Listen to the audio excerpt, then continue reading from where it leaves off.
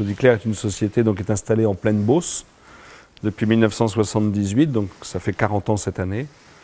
Et donc là, nous sommes en pleine zone rurale, à équidistance de Chartres et d'Orléans. Le métier de Sodicler originel, c'est de vendre des stores et des rideaux sur mesure aux entreprises et aux collectivités. C'est posé la question il y a maintenant 9 ans, face à la crise qui nous menaçait, aussi bien la baisse des dotations que les difficultés du marché.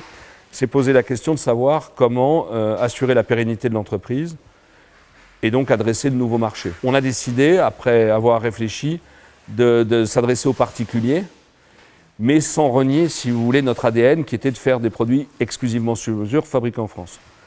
La seule solution que nous avons trouvée, c'est l'Internet, et nous avons créé un premier site Internet qui s'appelle storetrideau.com.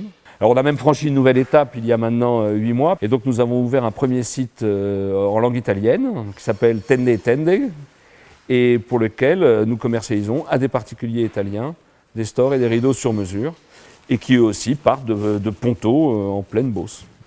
Bon, le berceau ici est historique, mais en fait, il s'avère qu'il a un certain nombre d'avantages. D'abord, on a une main-d'œuvre qui est fidèle et qualifiée, et ça, c'est juste essentiel.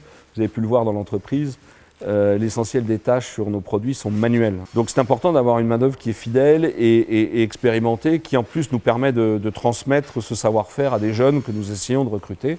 L'autre point important dans la région Centre-Val de Loire, c'est que nous sommes un nœud logistique extrêmement important, aussi bien entre Chartres et Orléans.